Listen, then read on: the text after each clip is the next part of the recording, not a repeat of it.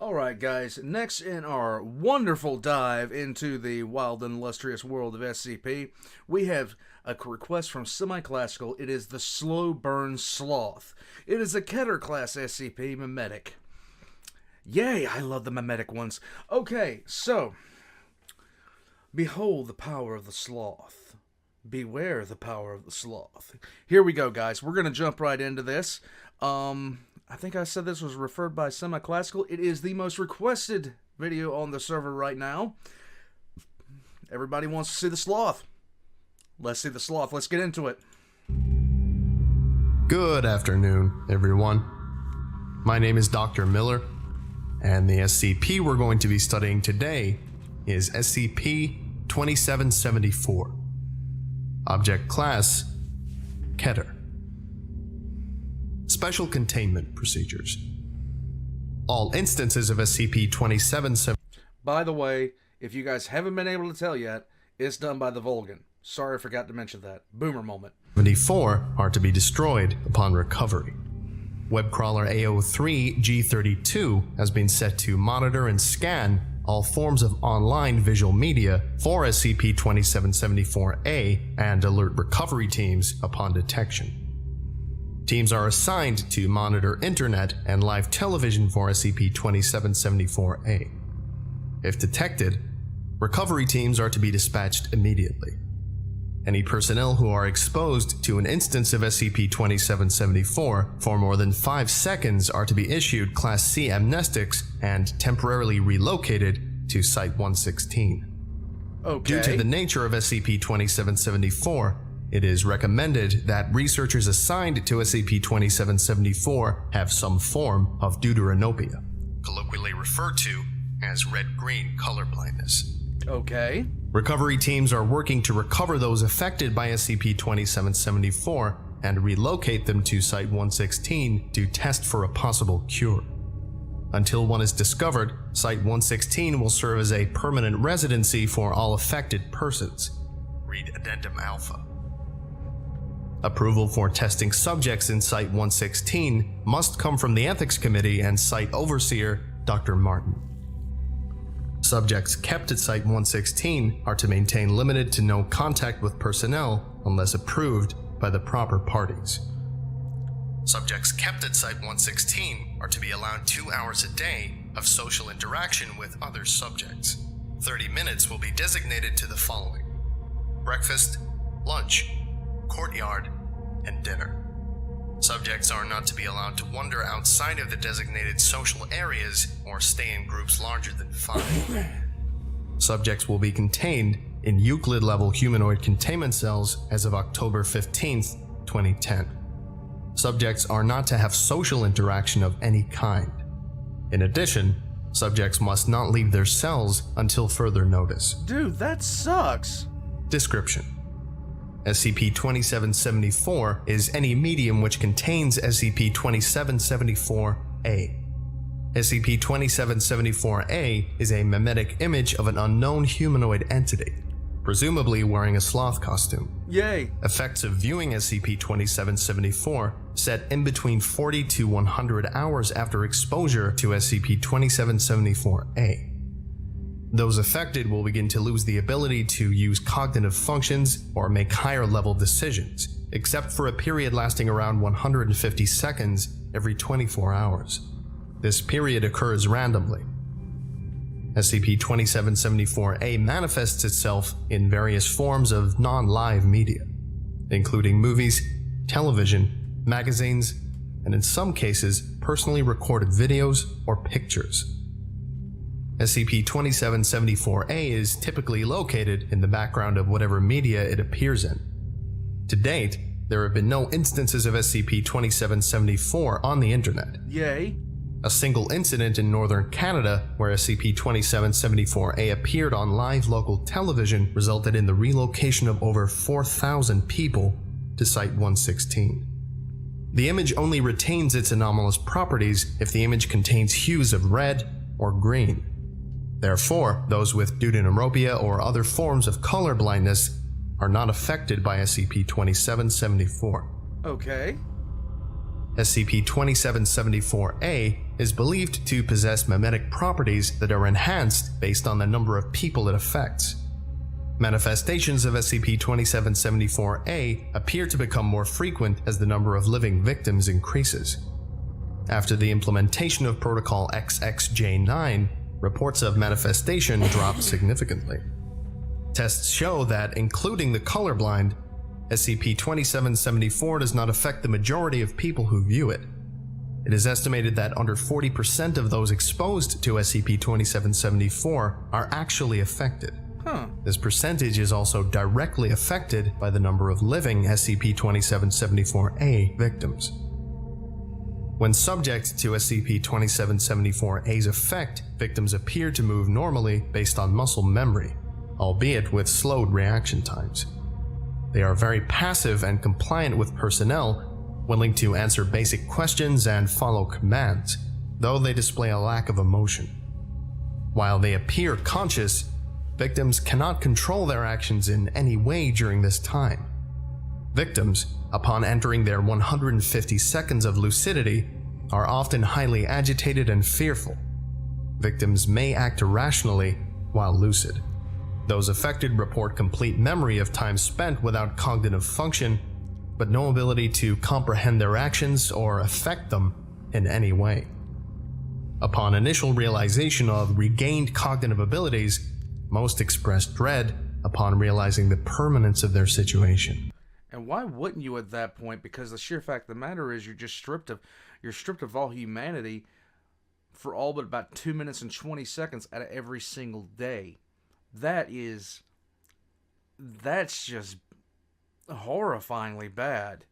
In numerous instances, those affected by SCP-2774 report observing SCP-2774-A while their body is acting autonomously. Perception of reality appears to be lost during that time. Subjects are to be considered unstable when conscious, and are to be approached with care, not to be approached at any time. Okay. Those who have been resettled at Site-116 have displayed an affinity to SCP-2774-A. Art, literature, and effigies of SCP-2774-A can commonly be found hoarded in the corners of the subject's rooms. All objects are presumed to have been created while unconscious. These objects are commonly traded between subjects during free hours. Any such items are to be removed and incinerated, and their creators terminated, along with any subjects seen emulating SCP-2774-A. Wow. Recorded interview log 27. Dr. Clark Chung conducted the following interview with subject 866, David, on June 11, 2010, upon confirming lucidity. Hello, David. If you help answer a few questions, we can come closer to fixing you. Are you ready? I don't know. Just hurry. Since we have limited time, could you tell us what exactly you experience when you're not in control? Yeah. Well, I guess it's like this. It's like you're being driven around, and you're in the passenger seat, right? Except your arms and legs are strapped down so that you can't move. You can't feel anything in your body either. The worst part is that you can't hold a thought for more than 5 seconds. It's fucking hell. Oh, man, you're all right. We can continue tomorrow if you'd like. It's fine. I just want to enjoy being able to control myself a bit before I lose it. When you're stuck in there, in your own head, you just want to scream, but you can't. You try for hours and hours. Move an arm, a leg, make a sound. It won't happen. You can't even control when you breathe. And then, the hallucinations. Sloth. Subject 866 looks towards the guards standing on each side of Dr. Chung then checks the clock. Subject 866 begins to shake. Oh, God. It's watching us.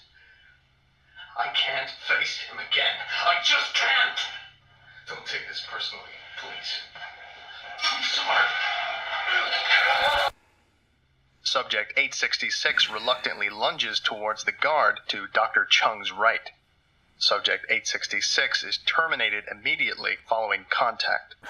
Dr. Chung exits the room. Following this interview, the clock in the Site-116 interview room has been removed.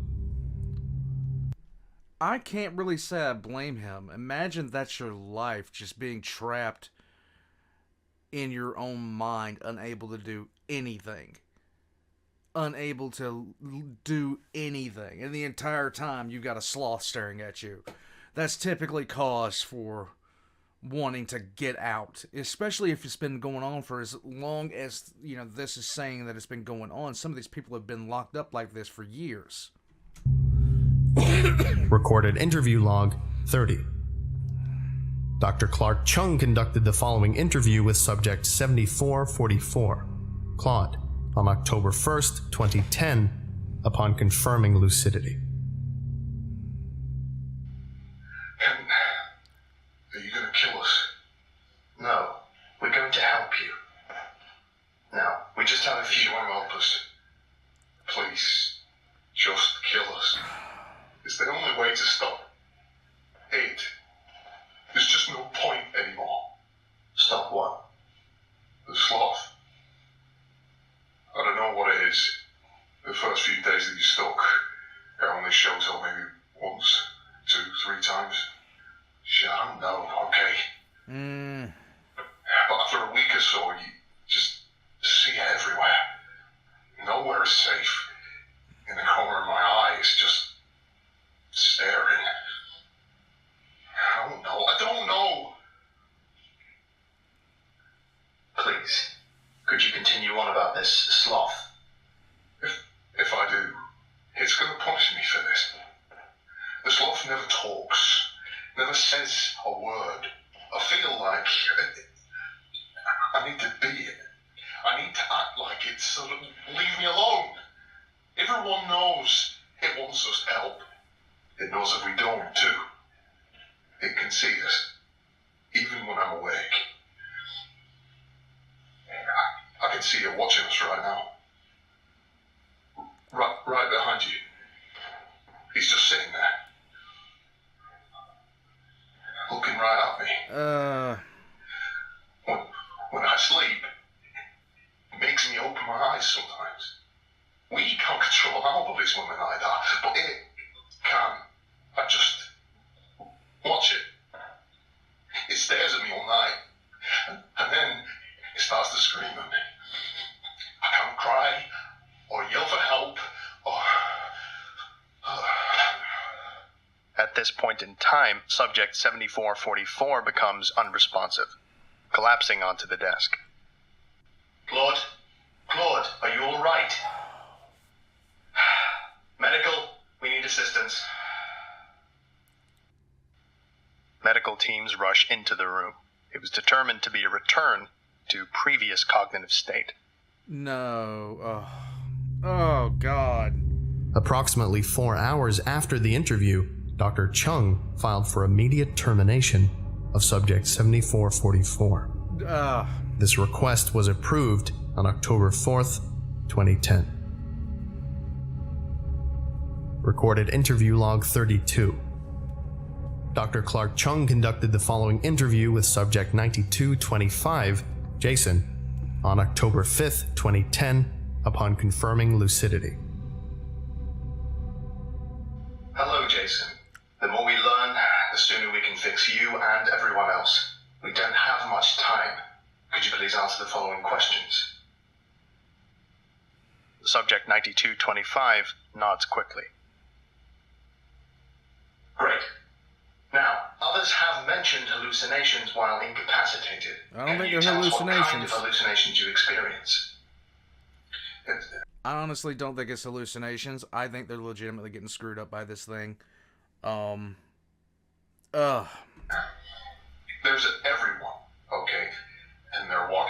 like zombies, like I do. I see the sloth, the thing in the sloth costume. It walks around and it controls people. Small things, like basic tasks, you know. It's testing what it can do.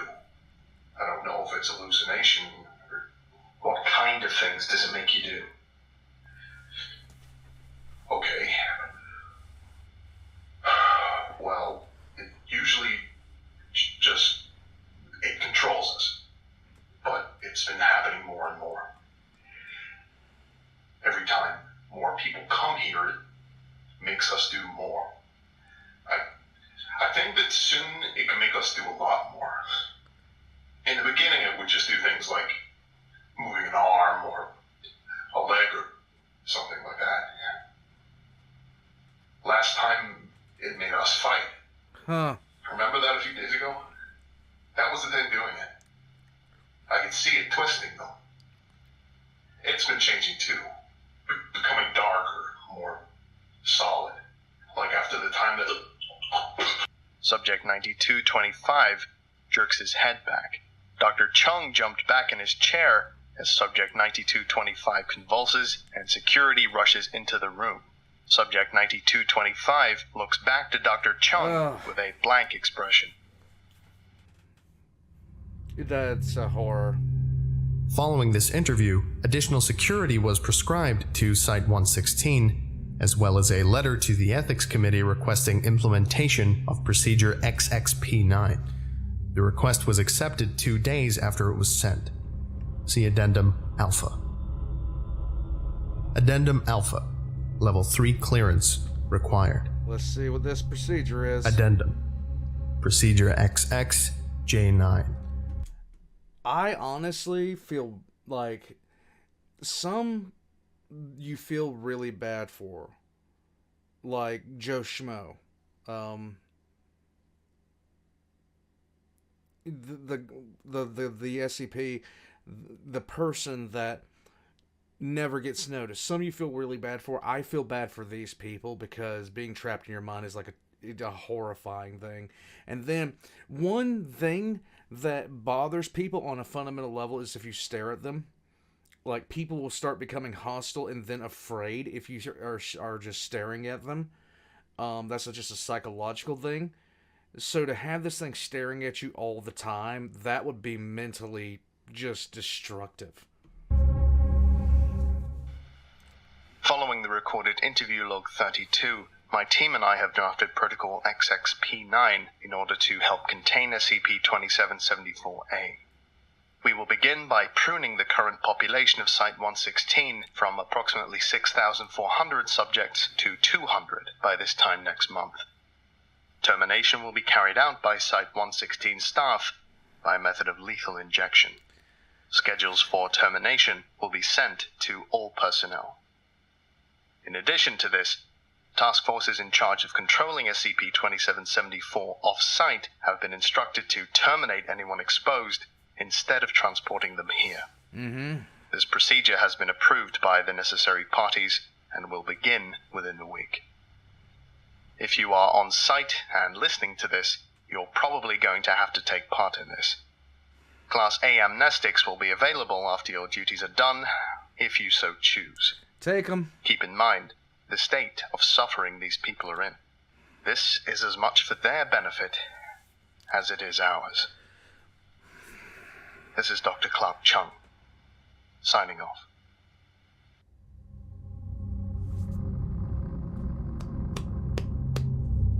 Okay, I think that about does it for today. Yep. Thank you all for listening, if indeed you still are.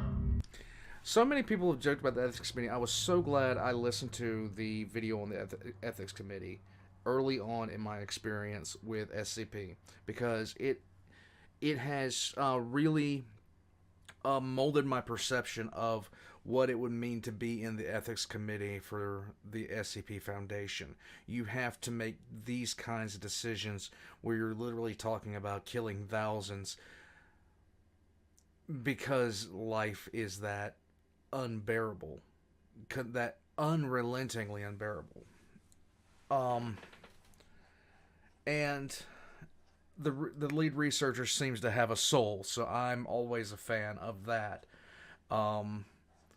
Just the thought of living like that, where you only have a little over 2 minutes of actual, ability to have a conversation, to talk, but the rest of the time you're just trapped with this thing. That would be just a horrifying prospect, flat out. That would just, oh God.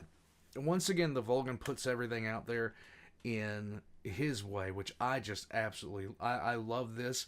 I love the Volgun for the actual meat of this, as well as his voice acting ability when he does stories, and the exploring series to explain this kind of stuff where sometimes the wording isn't quite clear.